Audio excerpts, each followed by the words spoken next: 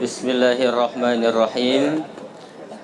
Assalamualaikum warahmatullahi wabarakatuh. Waalaikumsalam warahmatullahi wabarakatuh. Alhamdulillahirabbil alamin. Allahumma sholli wa sallim wa barik ala sayyidina wa maulana Muhammadin wa ala alihi wa sahbihi wa man tabi'ahu bi ihsanin ila yaumiddin, amma ba'du.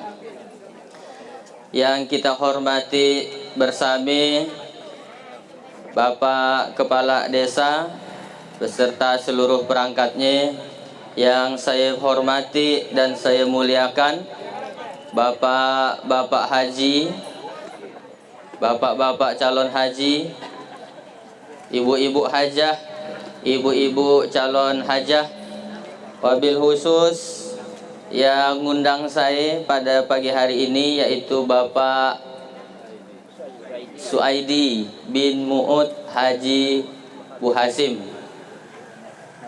Terakhir saya agak tertarik dengan pantunnya tadi. Balas ke? Balas. Anak raja menanam padi. Cakep ya Bu. Anak raja menanam padi. Menanam padi dekat batang duku. Kalau nangar pantun Pak Suaidi, rasanya macam nak pantunku.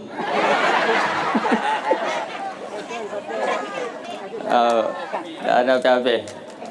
Ya pantun boleh aja diambil dari mana-mana.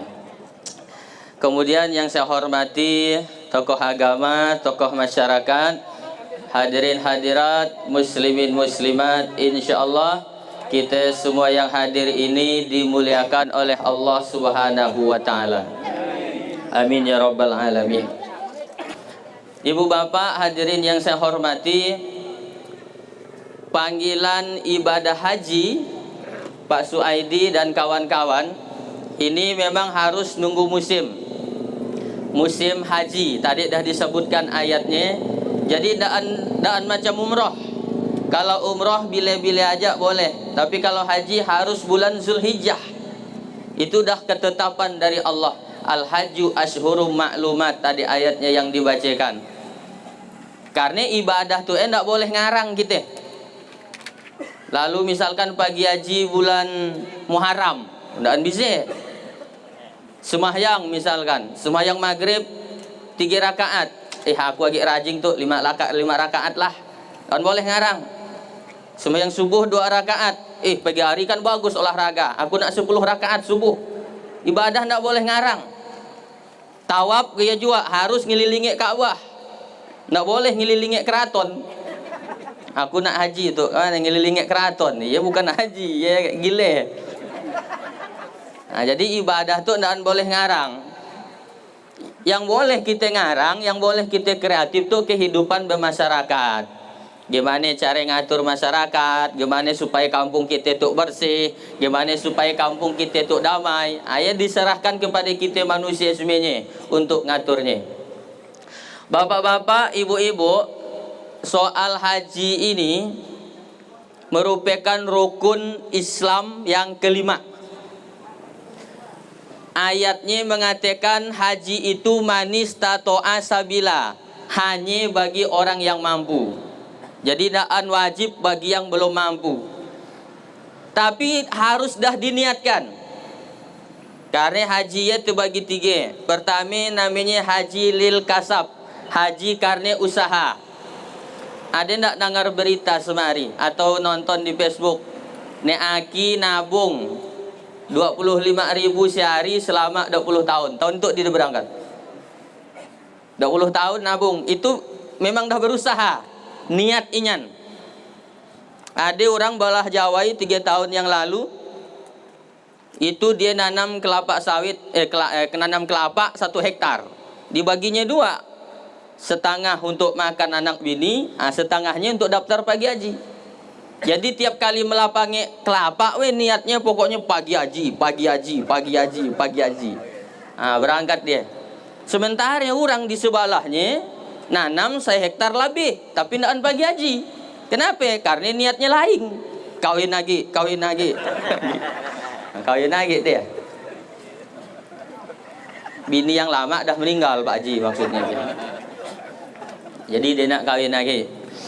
Boleh-boleh aja kalau masih tenaganya kuat. Nah, itu usaha.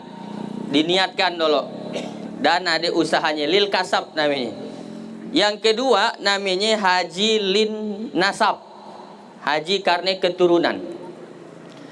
Nek aki nek wan Pak Haji, anak semuanya haji, cucu cicit semuanya harus dihajikan. Pokoknya keluarga kita keluarga Pak Haji semuanya. Ada, tapi jarang. Nah, yang ketiga itu ya, yang kerap terjadi di kita namanya, kalau tadi pertama haji lil kasab, yang kedua haji lin nasab, yang ketiga namanya haji lin nasib. Memang nasibnya nak pagi haji. Ada orang Pak kena langgar, masuk rumah sakit, yang nabrak bertanggung jawab. Bu, pokoknya rumah sakit semuanya karena saya yang nabrak, saya minta maaf, nanti saya tanggung semuanya pengobatan rumah sakitnya. Tapi ada syaratnya, saya nak laporkan saya ke polisi, kata dia. Tolong saya nak laporkan saya ke polisi. Nangislah si ibu itu. Ngapa ibu tang sedih? Tadi bapak nyebut saya haji, saya tu belum Pak Haji. Oh belum Pak Haji? Ya udah saya daftarkan ibu berangkat haji. Nah, jadi dia pagi haji gara-gara kena tabrak. Ibu-ibu yang belum haji ya jalan dekat tuh. Lewat dia sana ngalih lagi kiri kanan. Yakin saya masuk kubur langsung. Dan lagi masuk rumah sakit. Iya nasib namanya, nasib orang lain-lain. Dan saya yakin bapak-bapak, ibu-ibu yang ramai yang dapat haji itu daan semuanya ongkos orang. Ada yang diongkosi lah nantu, ada kan? Iya memang dah nantu soleh Pak. Mudah-mudahan bapak-bapak, ibu-ibu dapat nantu macam dia. Sekarang banyak nantu ya jantu. Jarang baik dengan mertua ya jarang. Ada orang beranggapan punya mertua baik ya biasa. Biasa kata dia. Oh, mun bagi saya dapat mertua baik luar biasa. Karena tidak semuanya orang dapat mertua baik. Bahkan banyak bercerai gara-gara mertua. Kenapa? Orang tua, mertua suka ikut campur rumah tangga anak. Ini bapak-bapak khususnya ibu-ibu juga yang punya nantu, saya ingatkan haram hukumnya mencampuri rumah tangga anak yang dah nikah. Kalau soal dia daan sembahyang, daan puasa boleh diingatkan. Tapi kalau urusan rumahnya, warna rumahnya, acat rumahnya, bunyi depan rumahnya, sana komen. Ngapi rumah kita tuh main rumah nantu. Ngapi rumah kita tang acatnya warna hijau, coba ganti warna kuning. Didengarlah bininya. Lalu kata lakinya, "Dek, isu kita raya ganti acat rumah kita warna kuning." Tahu ya bang, aku je umakmu yang ngomong kiai, sami kau dengan umakmu ya. Nah, dah berkelahi Pak. Jadi untuk apa Pak? Haram ya Pak hukumnya mencampuri rumah tangga anak. Mungkin banyak yang belum tahu. Bahkan kalau tinggal serumah, kamar anak yang masih numpang serumah dengan kita itu Pak, haram masuk kamarnya tanpa izin anak. Jadi tidak boleh masuk sembarangan. Secara hukum ya. Secara hukum Islamnya begitu. Kalau kita tahu-tahu masuk, entah kan anak takaan ngapi di dalam kan. Nah, ini yang harus kita jaga anak-anak kita. Nah, ibu bapak itu banyak. Waktu saya bawa jamaah umroh tahun itu, bulan Januari yang lalu, 33 orang, semuanya sian yang ongkos orang. Ada yang diongkosi mertue, ada yang diongkosi lah anaknya, ada yang diongkosi lah nantunya. Jadi bapak ibu yang belum haji usah nak putus asa.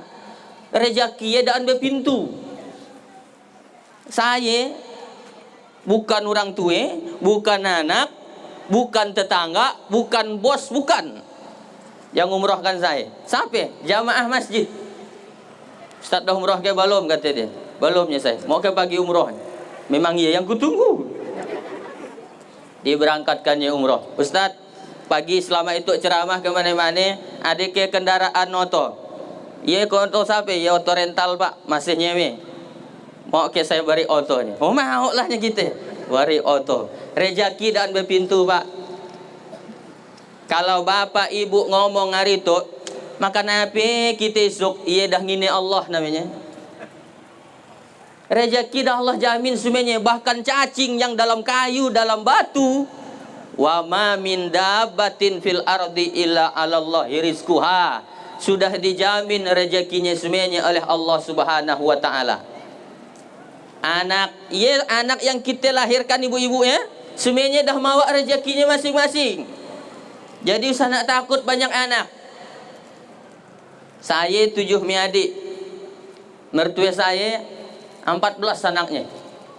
Kuatnya ayahnya saya. Banyak anak, banyak rezeki gasang Pak. Konsep orang tua saya gitu dulu, banyak anak, banyak rezeki. Anaknya 14 mertua saya. Sekarang tiap bulan masing-masing seorang mari 1 juta. 1 juta kali 14 sama dengan 14 juta. Kata dia muntahkan gitu dulu, aku tambahi lagi anakku. Bisa nak takut banyak anak. Ada program KB 2 anak cukup. Saya tidak setuju. Saya lebih setuju 2 istri cukup. Kalau saya jadi bupati, saya buat program ya bu. Pasti ibu tidak milih saya kan. Bapak-bapak semuanya coblos Ustaz Toli katanya. 2 bini cukup. Tapi saya tidak akan jadi bupati. Saya tetap jadi ustadz insya Allah. Nah jadi masalah berangkat haji itu namanya yang ketiga haji lin nasib. Banyak kita yang nak menduga sama sekali. Nah itu rahasia yang nak saya sampaikan untuk bapak ibu yang belum haji. Mau kena rahasianya? Tapi karena itu rahasia, dah anak saya sampaikan. Barang jak rahasia.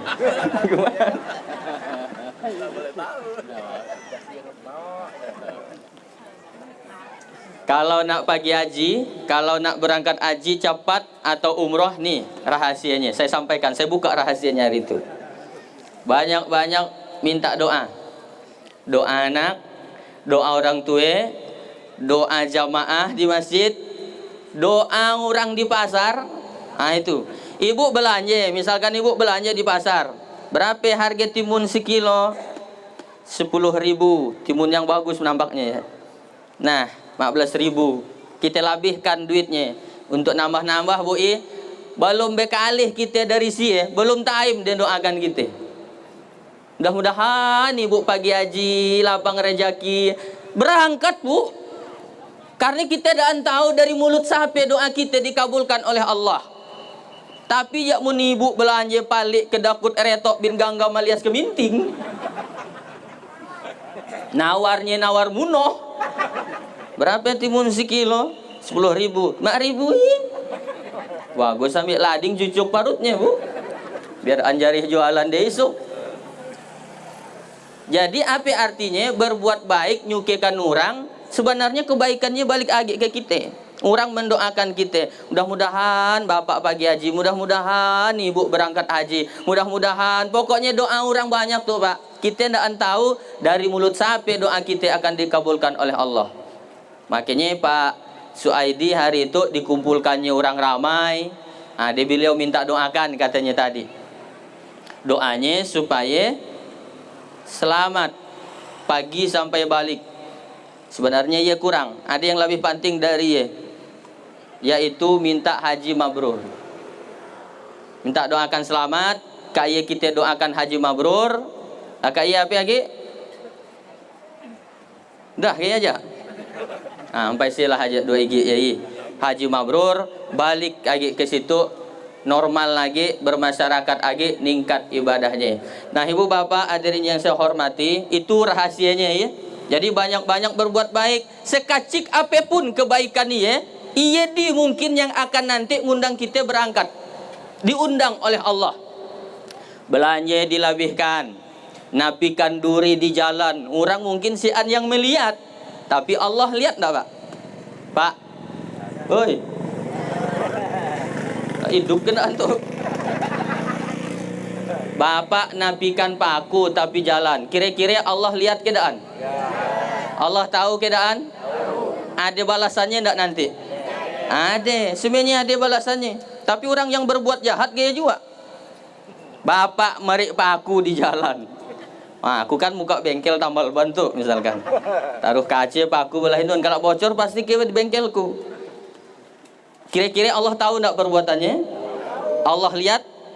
Ada balasannya? Sedangkan mereka paku sigit di jalan aja dah berdosa, apa lagi sampai ngampangnya jalan. Nah, ibu bapak hadirin yang saya hormati, banyak berbuat baik. Karena boleh jadi itulah nanti yang akan ngundang kita ke Baitullah. Baitullah itu rumah Allah Subhanahu wa taala. Nah, sekarang saya tanya Bapak Ibu, syarat ke dah anak bagi haji? Jawab. Syarat. Yang dah haji mau sekali lagi? Insya Allah. Nah, kenapa? Masalah pertanyaannya, ngapa orang syarat nak bagi haji? 3 alasannya. Itu yang saya tahu, 3. Pertama, kata Nabi, memang hadisnya nyarati, al-hajju mabrur laisa jaza dakhalal jannah. Haji mabrur tidak ada balasannya kecuali masuk surga. Pasti itu dah Nabi yang ngomong. Jawab Bapak Ibu, mungkin ke Nabi mula? Mungkin ke Nabi mula? Tidak mungkin. Jadi haji mabrur pasti masuk surga. Mudah-mudahan Pak Suaidi dan kawan-kawan jadi haji yang mabrur. Tapi ciri haji mabrur jangan dilihat dari penampilan, dan bisa. Alhamdulillah Pak Suaidi nampaknya mabrur dia tuh. Nyapa dia? Mukanya makin putih. Yang seorangnya lagi, oh edaan mabrur nampaknya ngapa dia? Makin hitam mukanya. Nggak bisa dinilai. Karena saya dapat kabar musimnya itu agak-agak panas, agak-agak. Gitu ya. Kawan yang tiap hari bolak-balik ke masjid. Mudah-mudahan hotelnya tidak jauh. Takutnya hotel jauh, sedang juga berjalan. Tapi untuk haji agak aman karena disiapkan kendaraan oleh pemerintah. Kawan bolak-balik masjid, panas berdangkang ke masjid, balik ya hitam lah. Demikian orang berjemur. Sedangkan kawan yang putih, mohon maaf, boleh jadi makan tidur di hotel. Dah kita ke masjid, nolok ajak wehnya, disuruhnya nolok kita. Si an kita jumpa di jalan, pas dah balik masih hadir dia di sini. Kau dah ke masjid ke? Aku sembahyang di hotel. Banyak Pak Haji model ke? Tapi yang bangsa gaya biasanya pas balik, paling banyak cerita. Di Makkah gitu, Madinah begitu, Masjid Nabawi gitu, kami ke makam Nabi gitu. Ceritalah dari pagi sampai bahari. Sampai lupa nak sembahyang zuhur. Tapi bukan Pak Haji sayang Kedayu. Nah, jadi hadisnya memang dah nyarati. Haji mabrur pasti masuk surga. Lalu apa ciri haji mabrur? Ciri haji mabrur cuman sigit nang. Balik dari haji makin ningkat ibadahnya. Nah, itu dia haji mabrur. Alhamdulillah Pak Ustadz, Pak Suaidi ya, sejak balik dari haji itu makin rajin dia ke masjid, mabrur. Berarti Barat nih Pak gelar haji, jangan sembarangan, kita mempertanggungjawabkannya dunia akhirat. Kalau yang dah Pak Haji, yang dah umroh, semahyangnya di rumah, apa lagi dan semahyang. Bang, tandaan ke masjid bang. Pak Haji aja dan ke masjid. Nah, dah kanak kita. Kak, tandaan berjilbab keluar rumah. Ya Mak Haji aja dan berjilbab. Ke warung pakai tapih kamban nang. Mangki dah tuwe ngerenot, ngeridat, ngelintir, ngerisut. Jadi Barat tanggung jawabnya ini Pak. Jadi harus kita jaga baik-baik haji kita. Ada perubahan. Bu Haji ya Pak Ustadz, waktu belum pagi haji dolok ya balik inyan. Balik dari haji gimana? Makin balik Pak Ustadz. Nah, daraan mabrur ya. Dolok waktu belum haji masih masuk Pak, 400 rupiah, 1000. Balik dari haji 100 perak, ya dia masuk cekleng. Sembahyang Jumat sengaja ndaan bawa duit. Duduk tengah-tengah masjid, tasbihnya besar. Barang mali di Makkah, lalahnya sekannya ke mana-mana. Sorban dah macam nak banoto. Mohon maaf saya kadang-kadang ditaruh melihat orang pakai songgok haji. Orang di Makkah ndak ajak gaya lah mati. Kadang berlebihan gitu, dia Pak yang standar kita ya gitu nang songgok. Sampai belilik-lilik.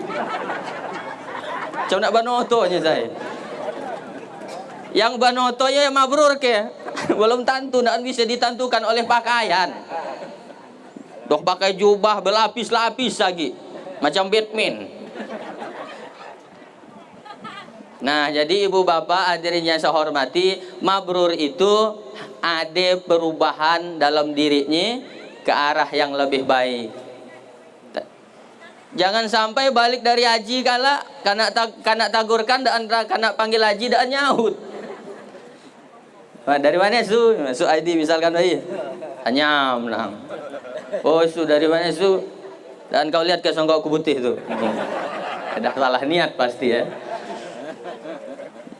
Jadi nak kanak panggil haji, nak ada haji ya urusan bukan urusan kita. Urusan kita dengan Allah, Pak. Makanya yang pertama kali harus diniatkan pagi haji itu niat yang harus diluruskan. Innamal a'malu bin niat wa innamal likulli imri'im ma nawa. Dan orang akan mendapatkan apa yang diniatkannya. Nanti nampak Pak Suaidi, Pak dan kawan-kawan yang akan berangkat haji ini atau yang berangkat umroh, nampak orang-orang yang salah niat, Pak. Bertengkar, padahal ayatnya tadi wala jidala. Kita yang lagi melaksanakan haji kata Allah usah nak bertengkar. Banyak yang bertengkar, berebut kamar, berebut remote AC. Ada yang nak sekamar dengan bininya. Alasannya aku tidak bisa dengan biniku, pret. Ya mula tolen nak. Karena ada kejadiannya Bapak Ibu. Jadi bapak-bapak tuh pagi haji nggak mau pisah dengan bininya. Aku nggak mau pisah dengan biniku, aku sayanginya dengan biniku, aku cintainya, nggak mau pisah dengan biniku. Dialah dunia akhiratku. Kata orang. Apa Pak balik dari haji meninggal bininya? Karena agi bangkap bigit mati. Macam nak mata panda. 2 bulan kemudian ketahuan dia jalan pagi jogging dengan cewek cantik dan berjilbab. Siapa itu Pak Hajinya kami? Yang baru Pak Ustadz. Waktu ia madahkan cinta hidup semati. Jadi bu sebenarnya laki ibu ya dan sayanginya dengan ibu ya. Sami Pak bini kita ya dan sayanginya dengan kita. Kalaupun bapak ngatakan aku cinta padamu sehidup dan mati, dalam hatinya kau mati aku tetap hidup. Di kampung kami ada orang baru 2 bulan nikah Pak, kan masih honeymoon namanya. Hani madu, moon bulan, honeymoon bulan madu. Agak aneh sebutannya bulan madu. Tangdaan disebut tahun madu. Biar tidak sebulan nak angsukenya lakak nikah. Laka ia dah mikirkan baras mahal. Makanya saya kadang-kadang melihat orang yang mulai acara kawinan sagian mewah sampai habis dah nak 100 juta, tapi laka ia masih dia kesusahan nak hidup. Yang paling betul sebenarnya setelah nikahnya yang diurus. Nah, jadi yang penting tuh akad nikahnya sah. Oleh karena itu Bapak Ibu hadirin yang saya hormati, 2 bulan dia lakak nikah tadi ya, meninggallah lakinya ya, ditimpa batang kayu Pak. Mau nangislah bininya pas nak ditanam lakinya itu ya Pak. Abang, nak masuk ke kubur si bini itu. Semanar Pak Labai Pak Haji nariknya, bu ikhlaskan bu biar dia tanang si Nun. Kata Pak Labai Pak Haji, saya naan. Ibu nak masuk kayaknya saya. Maunya, masuklah saya. Nggak mau dia. Ya acting aja ya Pak. Nah, coba kau ataman nek desa barang semalam dalam liang lahat. Mau enggak? Apa artinya Pak? Nggak ada yang bisa nolong kita di alam kubur sampai ke akhirat kecuali amal kita seorang. Makanya pagi haji itu ya pagi beramal niatnya. Pagi beribadah.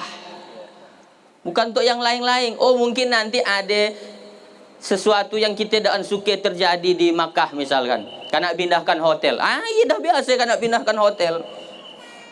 Apa lagi sampai bertengkar di wilayah Masjid Nabawi, malu dengan Nabi Muhammad. Bertengkar di rumah Nabi. Agak main ke rumah Nabi. Bertengkar di rumah Nabi. Malu dengan Nabi Muhammad Pak. Masjid Nabawi itu kan masjidnya Nabi. Jadi jaga baik-baik kita nanti di Sinun jangan sampai jidal, yaitu bertangkar. Yang kedua tadi rofas wala rofasa. Apa ropas ya? Dan disebutkan terjemahannya tadi ropas naang. Ropas mun bahasa Sedayu ya, incarut. Nah, ada juga di Sinun yang incarut. Musim hujan tuh berkeluaran kali ini. Carut dah mulai ya. Nyan kidi nya kawan, kawan pengalaman ini. Carut, hati-hati nanti di Sinun perbanyak zikir aja Pak Suaidi dan kawan-kawan. Subhanallah, subhanallah. Salat sunat di Masjid Nabawi. Laka iya banyak zikir subhanallah subhanallah. Kalau ada kawan ngajak ngomongkan urusan dunia sana didulikan. Subhanallah subhanallah. Pak di Indonesia katanya sawit dah naik. Subhanallah subhanallah. Nah, yang kita ibadah situ katanya. Saya mikirkan sawit. Tapi Pak katanya raginya subhanallah subhanallah. Laka dari masjid kalau kita sambung gitu. Nah, sami juga kayaknya namanya. Berbanyak ibadah. Ada waktunya istirahat. Terus tarang istirahat pasti kurang. Namanya kan kita pagi ibadah bukan pagi tidur. Ya pagi tidur ngapa nak ngape jauh-jauh ke Makkah. Di hotel di Saamas Temunggur. Nah, tidur sih ya. Sinun pagi ibadah bukan pagi tidur. Nah, jadi fokus kita ibadah di Sinun. Nah, yang kedua. Saya masuk yang kedua tang rasa dah haus tuh. Panas juga kesam.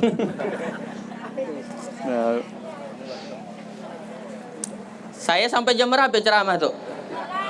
Hah? Jam 11? Jam 12? Tangan sudah lapar perutku. Oh, Masya Allah, Haji, makasih Haji. Saya izin minum dulu lah ya. Sebentar.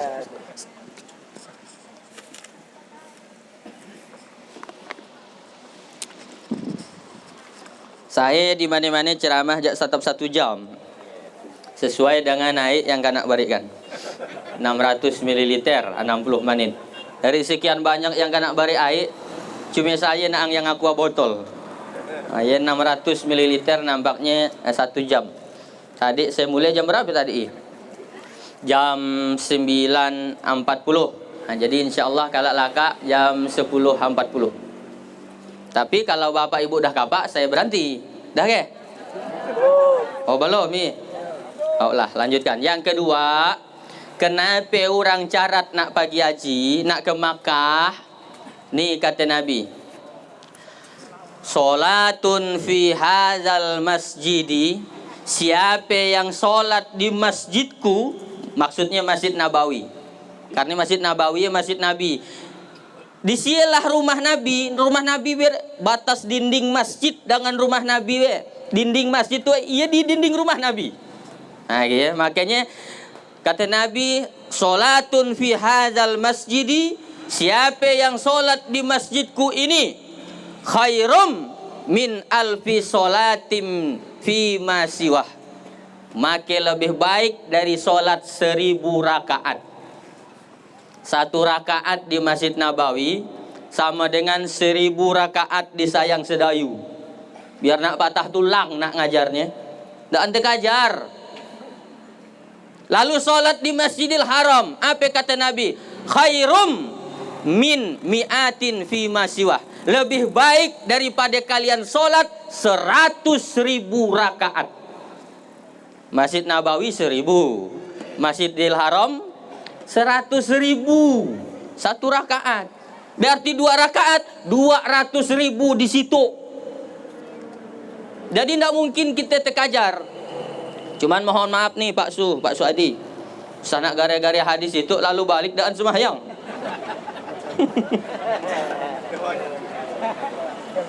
Pak Haji tangdaan lagi ke masjid Pak Haji. Masih banyak tabunganku ini. Oh, masih song. Iya namanya hitung-hitungan. Munade kala yang balik dari haji justru nak ke masjid. Ya ciri-ciri hajinya bukan mabrur tapi mardud. Ditolak oleh Allah Subhanahu wa taala. Nah, Ibu Bapak, hadirin yang saya hormati, itu yang kedua. Jadi kita caratlah nak beribadah di Sinun Karena amalnya berlipat-lipat dan sayang. Kalau duit yang habis puluhan juta, ngantri berpuluh tahun, tiba-tiba pagi kesinun, pagi tidur, ruginya dah pokoknya. Karena tahun depan pun kita belum tentu nanti bisa lagi kesinun. Jadi manfaatkan betul-betul, niatkan dari rumah, sampai pun kita yang nak kesinun, niatkan untuk ibadah. Nah, gitu. Yang ketiga, kenapa orang carat nak kesinun? Orang carat nak berjumpa dengan Nabi Muhammad sallallahu alaihi wasallam. Coba saya tanya bapak-bapak, ibu-ibu situ, carat nak jumpa dengan Nabi Muhammad? Orang 7 yang jawab. Carat nak jumpa Nabi Muhammad? Mau di akhirat dapat syafaat Nabi Muhammad? Mau. Sebenarnya kita mau, walaupun kita tidak suah melihat beliau. Nanti ada taman namanya Taman Raudah, antara mimbar Nabi dengan rumah Nabi ialah taman surga, kata Nabi. Raudah namanya. Siapa yang sholat di sini berarti dia dah ngambil tempat masuk surga. Makanya orang berabut nak sembahyang di Taman Raudah. Cuman sekarang ngantrinya luar biasa. Kami ngantri dari lakak zuhur, dapatnya pas asar. Waktunya cuma 10 menit kena balik. Siapa yang berdoa kena angkat. Haji, roh katanya. Keluar. Disusirnya, Pak. Tapi ada rahasia yang saya sampaikan tuh. Ada yang tidak diangkatnya, yang agak sujud. Nah, jadi kalau nak berdoa pas sujud ini, lama-lama nungging dah. Dan diangkatlah polisinya. Tapi mun berdoa diangkatlah polisi. Haji, roh kata dia. Roh ya artinya keluar, tapi bahasanya kasar. Kalau ukhruj ya keluar tapi masih sopan. Tapi kalau roh keluar sana situ lagi. Gitu bahasanya. Ini Pak luar biasa. Jadi orang carat nak jumpa Nabi Muhammad. Saya mikir, kalau dengan kuburannya, dengan makam Nabi Muhammad di Raudah ya kan makam Nabi Muhammad. Kalau dengan makamnya aja orang ngantri luar biasa Pak nak jumpa Nabi Muhammad. Makamnya bagaimana dengan orangnya di akhirat nanti? Mudah-mudahan kita jumpa dengan Nabi Muhammad nanti di akhirat. Amin ya robbal alamin. Nah sekarang pasan tuh ya, pasan untuk yang nak bagi haji. 1, jangan lupa tadi udah dilakukan lah Pak Suaidi sebenarnya, yaitu minta maaf. Karena dosa dengan manusia ini barat. Kalau dosa dengan Allah langsung kita tobat dengan Allah. Tapi dosa dengan manusia belum Allah ampuni sebelum kita minta maaf dengan orang yang bersangkutan. Pak Suaidi kan tidak mungkin nak main rumah masing-masing sigit-sigit. Jadi dia orang nyari akal, pintar orang kita Pak. Dibuatnya acara makan-makan, dibariknya makan. Dah kanyang galak, barulah dia minta maaf. Aku minta maaf karena dah kekanyangan. Gitu ya. Itu adik makan. Minta maaf. Karena dosa dengan manusia ini barat. Belum Allah ampuni sebelum kita minta maaf dengan orang yang bersangkutan. Baik yang disengaja ataupun yang tidak sengaja.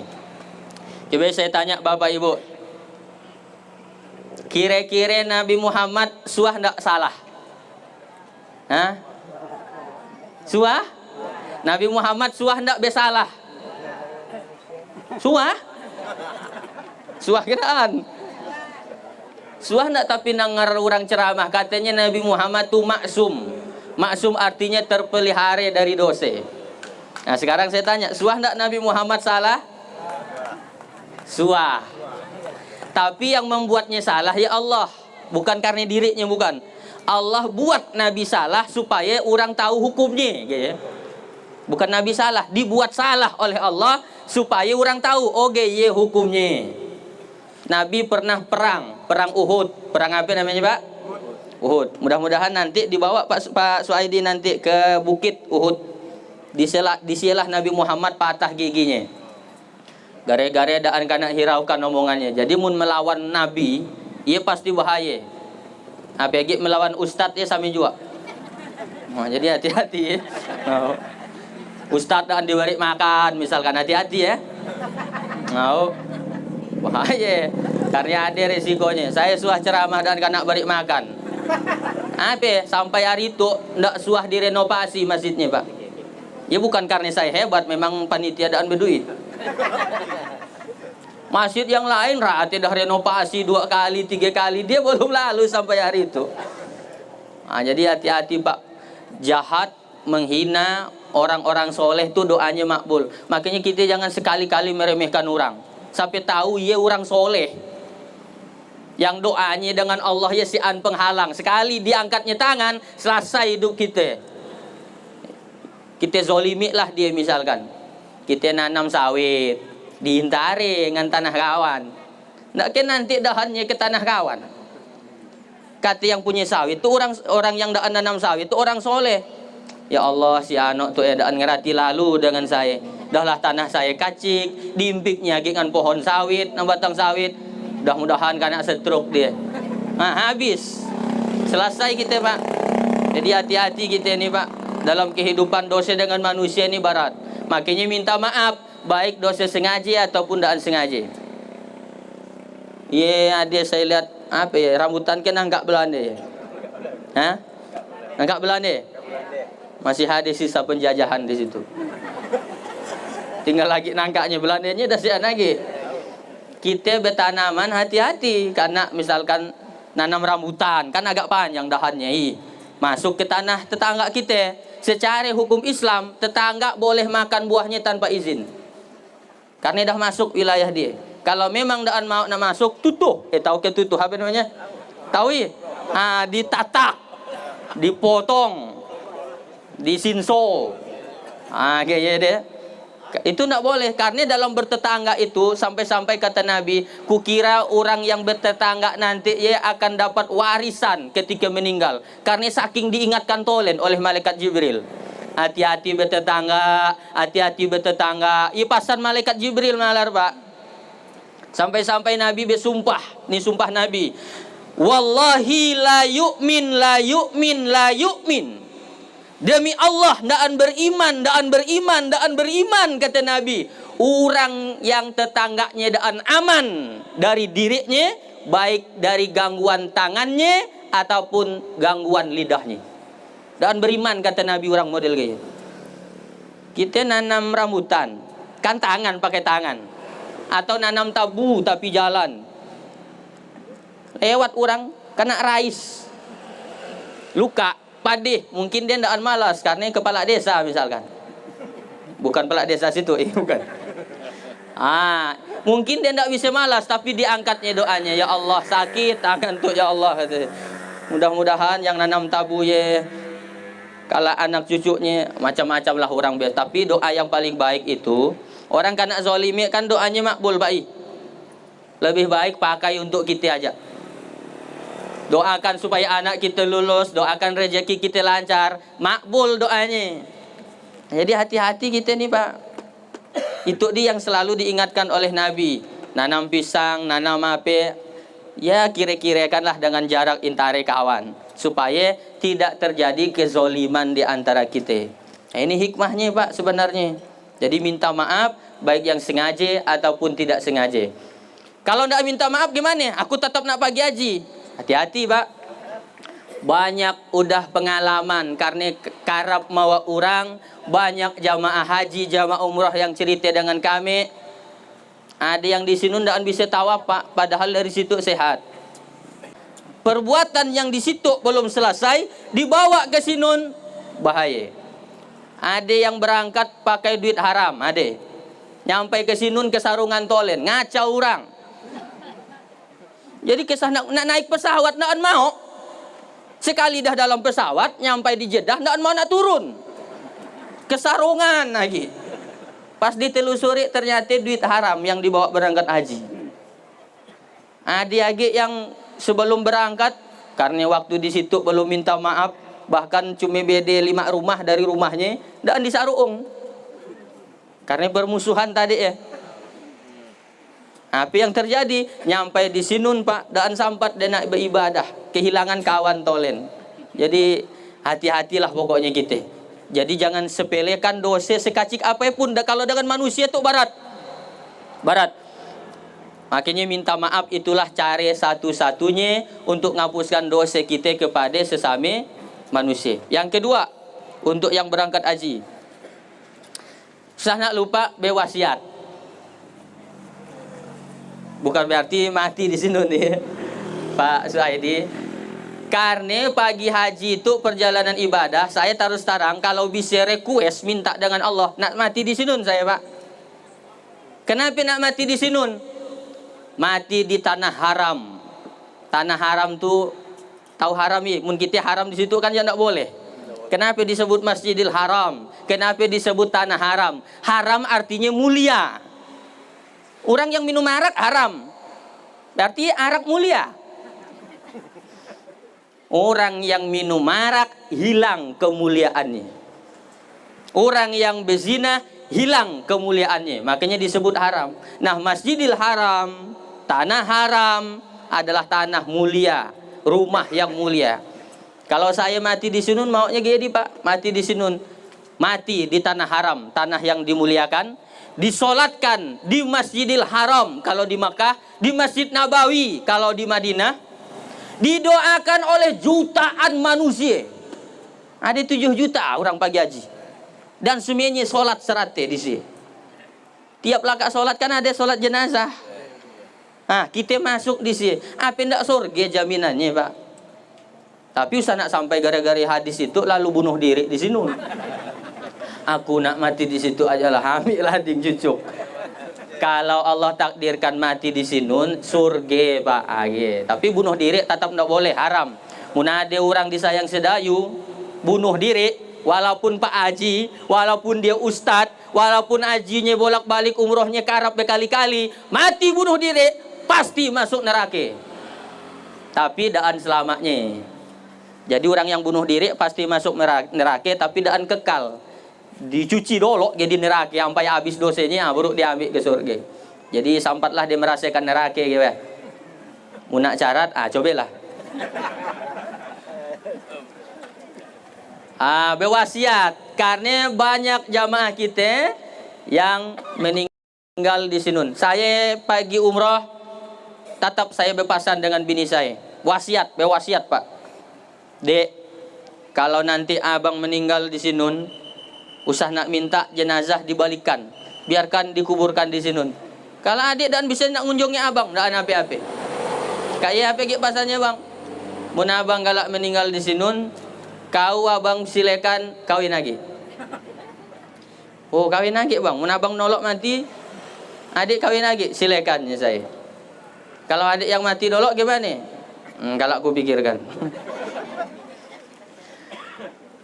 Berwasiat, tapi tentu wasiat yang boleh dilaksanakan yang keluarga kita itu mampu melaksanakannya, Pak.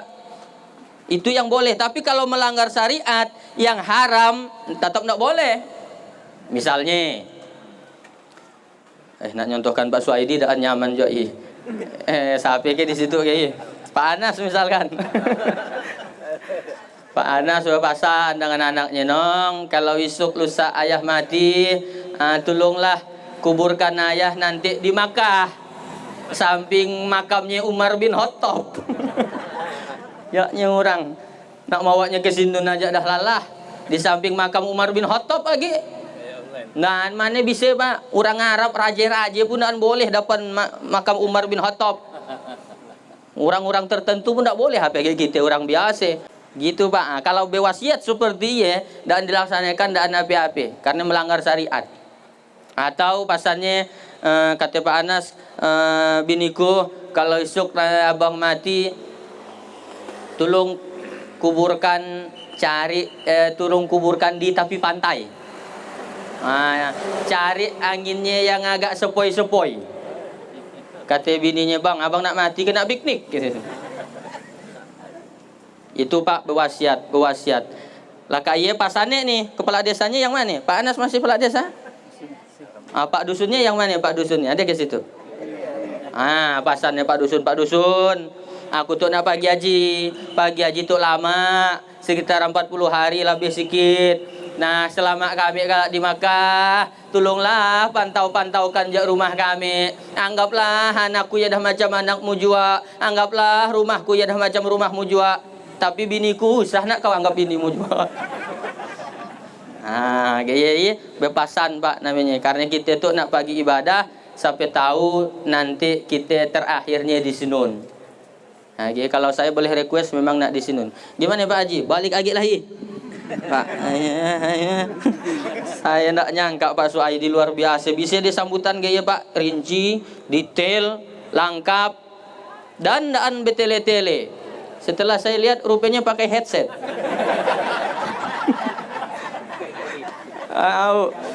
Saya dah lama saya keliling-keliling ceramah ya. Baru itu di orang sambutan pakai headset. Luar biasa nih Pak Haji. Tapi nanti di Makkah usah nak sering-sering gaya Pak Su. Takut orang sarui nak bunyi. Oh Pak Su masih angguk-angguk kita HP jok dianggukkannya juga. Pasanya denger lagu Inggris. Ya macam-macam kelakuan orang di Sinun Pak. Saya pernah bawa jamaah umroh itu Pak. Memang perokok berat. Kan pesawat 9 jam. Dari Jakarta ke Madinah, kami dari Jakarta ke Madinah itu 9 jam Pak. Bayangkan orang dan merokok 9 jam. Padahal perokok barat.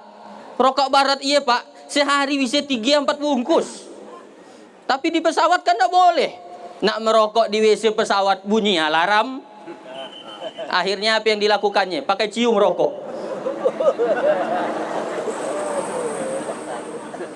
Saking perokoknya. Jadi nampak kelakuan masing-masing nanti di sini. Siapa yang betul-betul karena Allah, siapa yang betul-betul hanya untuk dapat gelar haji, siapa yang betul-betul hanya untuk jalan-jalan, nanti nampak ketahuan. Tapi fokus kita adalah pagi haji, pagi umroh, niatkan lillahi ta'ala. Dah habis waktunya? Tang macam daan bergarak-garak ajam tu.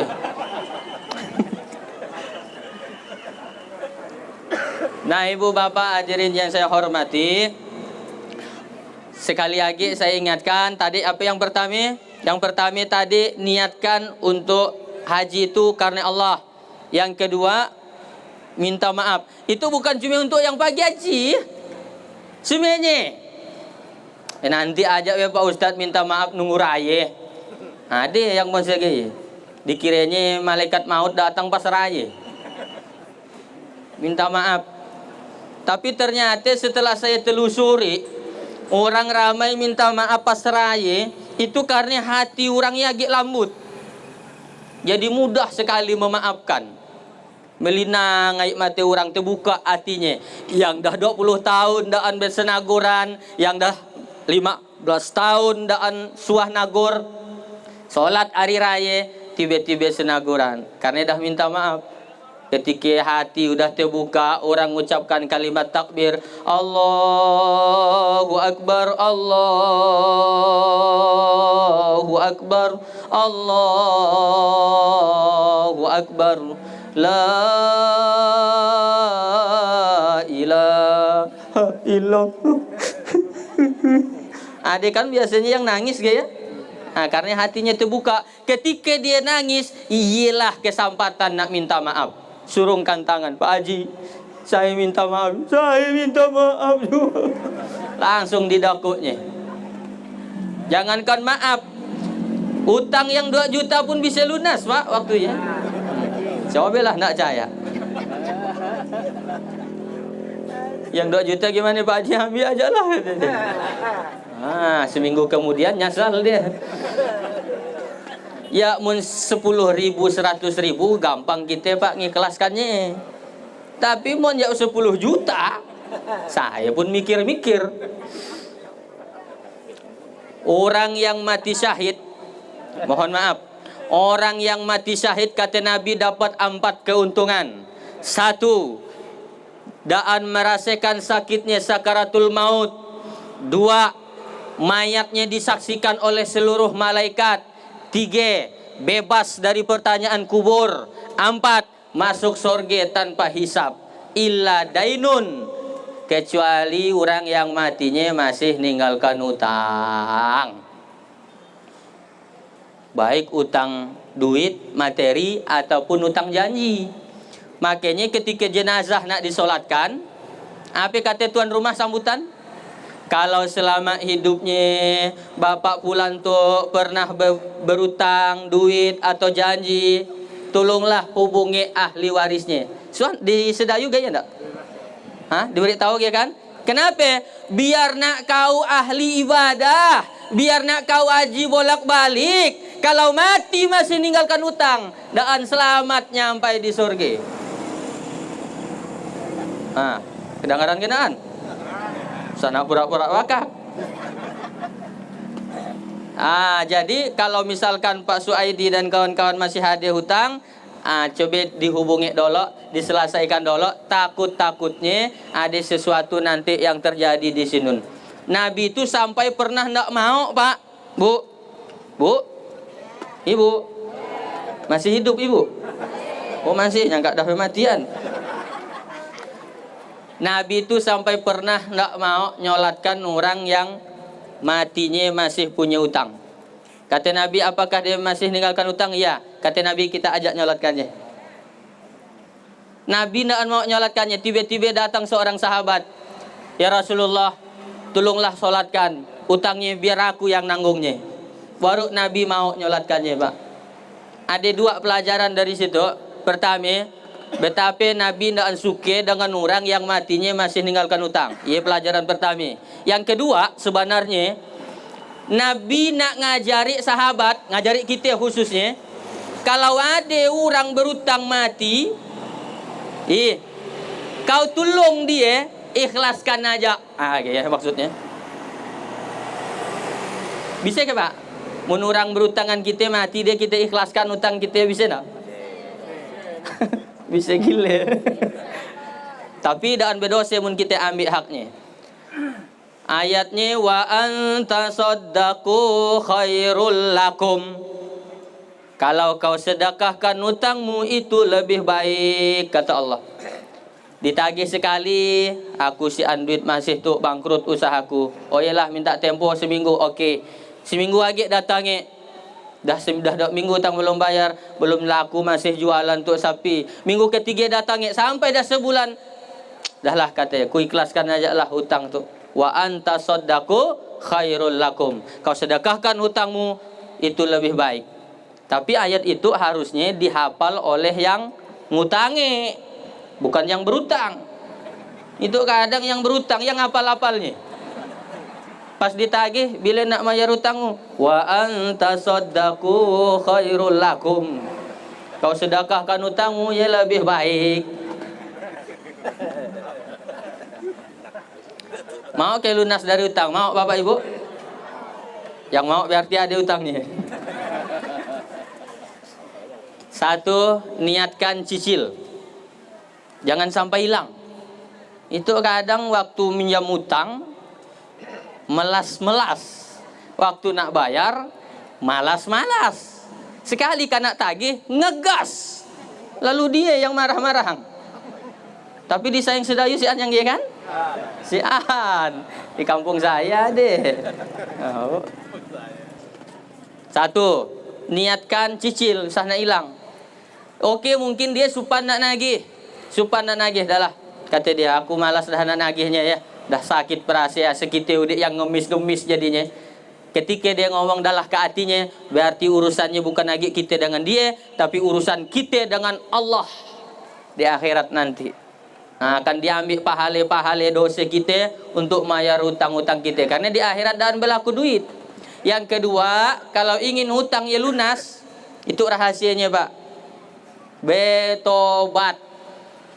Mundaan betobat, dah tetap dia masih berputar-putar di dunia ya. Dah habis jauh waktunya akhirnya kan. Dah jam 10.40.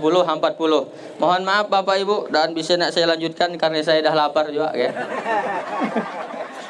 Bagaimanapun hukum adat tuh harus tetap kita laksanakan ya. Udah waktunya makan. Waktunya dengarkan ceramah. Waktunya nanti hiburan. Gaya. Ya, paning juga Pak kita dengarkan ceramah tolen betul?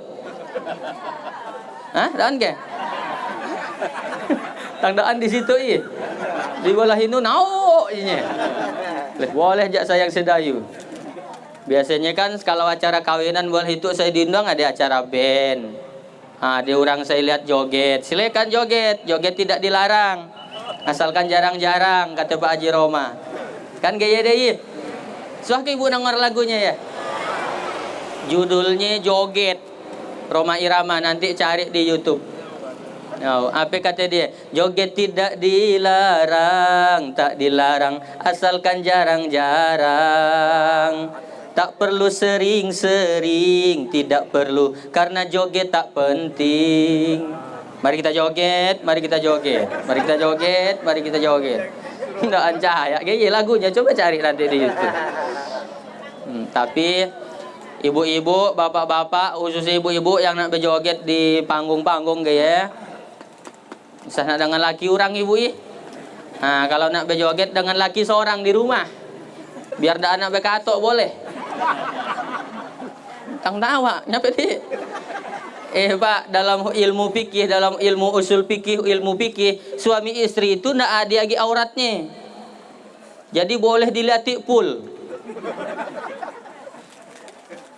Supan Pak Ustadz. Ya usah nak supan ya bini seorang, kecuali bini kawan. Bahkan saya ada terbaca sebuah kitab. Nih Pak, boleh dipraktekan ya, untuk yang masih mau punya anak boleh dipraktekan. Daun suah saya keluarkan ceramah itu sebenarnya Pak. Inyan, dah 20 tahun saya ceramah, daun suah saya keluarkan masih. Keluarkan ke usah. Penasaran deh. Ada orang nanya-nanya, anak saya 2, 1 laki, 1 perempuan. Gantengnya anak Pak Ustadz yang laki, yang perempuan cantiknya anak Pak Ustadz. Alhamdulillah kata saya, Allah yang menciptakannya. Tapi ada amalannya. Nah, itu nak saya padahkan ke usah ya.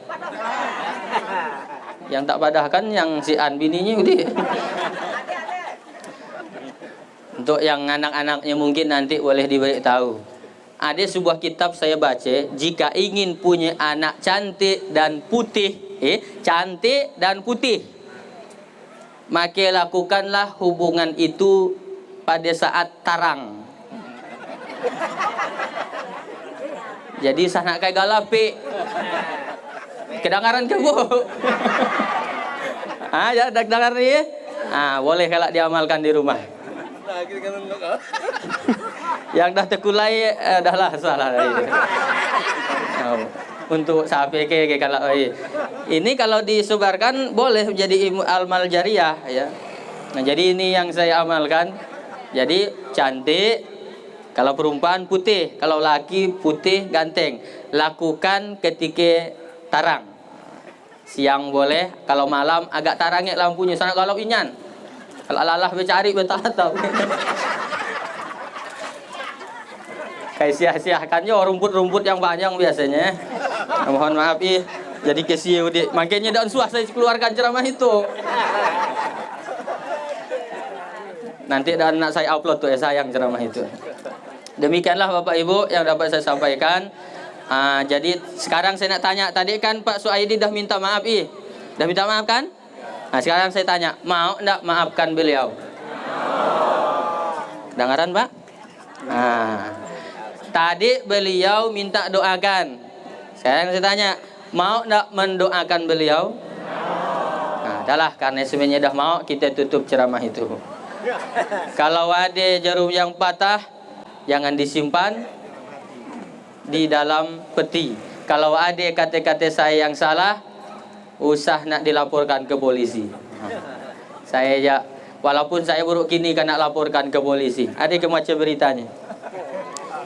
Jadi ada orang melaporkan saya statusnya penghinaan, pencemaran nama baik. Diambilnya foto saya, dieditnya dengan Ida Dayak ya Pak. Saya ngine Ida Dayak katanya. Lalu saya laporkan ke polisi. Ada ditangkap pelakunya penyare 18 tahun. Nah, kita yang nak ngolok aku, ngolok lah. Kalau aku laporkan kita ke polisi. 18 tahun sama macam-macam. Sebenarnya hukumannya 3 tahun. Kalau berFacebook, menggunakan Facebook, nak hati-hati. Kalau nak ngosipkan orang, usah nak sebutkan nama di Facebook. Bahaya. Kita kena kasus pencemaran nama baik. usah nak nyabutkan rumah, usah nak nyabutkan toko, usah nak nyabutkan rumah makan, pokoknya usah hindari nami-nami kaya kalau nak selamat. Apalagi sampai fotonya kita share karena undang-undang ITE namanya. Nah, dicemarkannya nama saya, diambilnya foto saya laporkan, kena 3 tahun penjara. Makan nasi gratis, mandi gratis, tiap hari Selasa dengan hari Sabtu ada bubur kacang hijau dengan roti kebeng. Nah, ya makanan di penjara. Kenapa Ustaz tahu? Karena saya karap masuk penjara. Saya ceramah bukan karena penyarekan. Jadi hati-hati sekarang, harus pandai bermedia, kata Pak Polisi. Demikianlah Bapak Ibu, kalau ada omongan saya yang nyinggung perasaan dan berkenan di hati atau tidak sopan, saya mohon dibukakan pintu maaf yang sebesar-besarnya. Jadi saya pun minta maaf juga, kadang ngomong tuh jak salah. Yang setuju dengan omongan saya silakan diambil ilmunya, diamalkan, dimanfaatkan. Yang tidak setuju mungkin bisa disaring lah. Sebenarnya bukan masalah setuju dan setuju. Ustadz Hatoli tidak boleh kasar ngomong gaya. Omonganku yang kasar atau hatimu yang keras? Kan jak gaya nang. Saya ceramah biasa aja. Yang kejadian sehari-hari nang yang saya sampaikan. Tidak mau saya sampai ke luar negeri, ke Amerika. Apa urusannya? Karas Ustadz Hatoli nyinggung orang. Ya memang ceramah nyinggung orang. Coba sebutkan ceramah tentang apa yang tidak nyinggung orang. Saya ceramah tentang sembahyang, yang dan sembahyang tersinggung. Saya ceramah tentang sedekah, yang kedakut tersinggung. Ya baguslah saya tersinggung, masih normal. Tapi anak hati dah Pak Ustaz, ada ya saya ceriteng. Jadi saya tutuplah ceramah itu. Mudah-mudahan Bapak Ibu yang datang ke situ tercatat sebagai pahala langkah kakinya. Balik dari situ kanyang. Balik dari situ seluruh dosa-dosanya diampuni oleh Allah Subhanahu wa taala. Mali keripik 10.000 rupiah, karena tadi dah diambilnya pantunku ya. Mali keripik 10.000 rupiah. Keripik dimakan di waktu subuh. Wabillahi taufiq wal hidayah. Wassalamualaikum warahmatullahi wabarakatuh. Waalaikumsalam.